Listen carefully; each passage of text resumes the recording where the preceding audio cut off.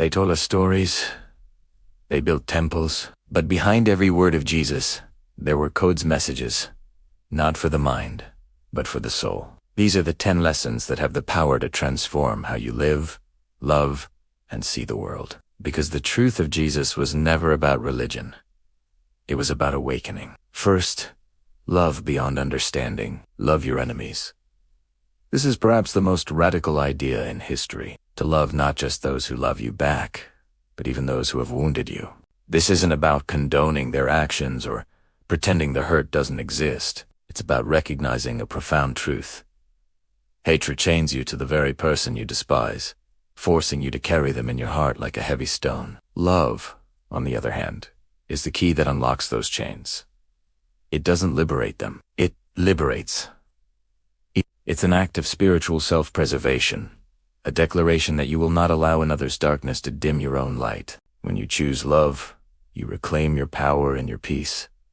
You set yourself free. Second, the power of silence. In a world that constantly bombards us with noise, Jesus modeled a different way. He often retreated to the mountains, to the desert, to the quiet places. Why? Because in silence, the soul remembers what the world makes us forget. We are taught to speak, to shout, to prove our worth through words and actions. We fill every empty moment with distractions. But the divine, the deepest truth, speaks only in whispers. It has a subtle frequency that can only be heard when you intentionally stop the external and internal noise. In that stillness, you're not empty. You are finally full. You connect with the wisdom that resides within you, the guidance that is always available when you simply make this space to listen. Third, faith as energy. Your faith has made you whole. We often mistake faith for blind belief, a mental acceptance of things we cannot see. But the lesson here is far deeper. Faith is vibrational certainty. It is an energy, a feeling, a conviction held so deeply in your being that it becomes a magnetic force. It's the art of feeling something as real and true before it manifests in your physical world. When you align your emotions and your energy with the reality you wish to create, the universe itself begins to bend and reshape to meet your conviction. Faith isn't just hoping for a miracle. It's participating in its creation.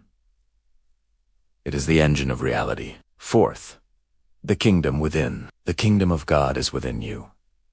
This may be the most revolutionary and misunderstood teaching of all. For centuries, people have looked outward for salvation, for heaven, for a distant paradise. We've built towering cathedrals and complex doctrines, all pointing to something up there or out there. But the message was always simpler and infinitely more powerful. What you are seeking is not a place you go to after you die, but a state of consciousness you can access right now. The peace, the love, the divine connection you search for in the heavens already lives inside your own awareness. The journey isn't outward, but inward. Heaven is not a destination. It's a realization. Fifth, give to receive. Give, and it will be given to you. This isn't a simple transaction, like a cosmic vending machine. It's a fundamental law of universal energy. The universe operates on a principle of circulation. Like a river, energy must flow. When you hoard what you have, be it love, knowledge, or resources, you create a dam, and the flow stagnates. But when you give freely from your essence, without expecting anything in return, you open the floodgates. You don't lose what you give. You make space for more to come in.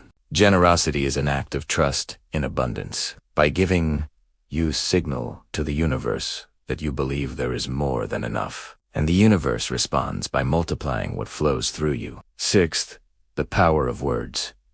Let it be done according to your word. Words are not just sounds we make. They are codes. They are frequencies. They are seeds planted in the fertile ground of reality. Every word you speak carries a specific vibration that goes out into the world and begins to structure the energy around you. Think of your words as instructions to the universe. When you speak words of lack, fear, or complaint, you are programming your reality for more of the same. But when you speak with intention, with truth, with love, when your words align with the highest vision for yourself and others, reality begins to rearrange itself to match your frequency. You are a co-creator. and your words are your primary tool. 7th, forgiveness as freedom. Forgive them, for they know not what they do. Forgiveness is one of the most selfishly wonderful things you can do for yourself. We think of it as a gift we give to the person who hurt us. But it's true.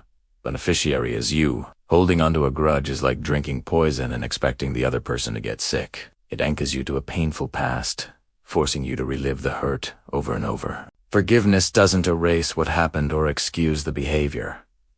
It simply releases you from its gravitational pull. When you forgive, you are cutting the energetic cord that binds you to that pain. The weight you drop becomes the wings that lift you toward your future.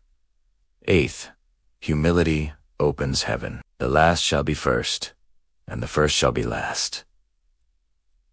Our culture often equates humility with weakness or low self, but in spiritual terms, humility is profound wisdom in disguise. It's not about thinking less of yourself. It's about thinking of yourself less. It is the recognition that you are a part of something much larger than your individual ego. The ego wants to be seen, to be right, to be important. But this creates a barrier. True humility is about emptying yourself of the need for validation, making space for something greater to flow through you. The more you empty your cup of ego, the more room you make for the light of the divine to fill it. 9th, the law of gratitude.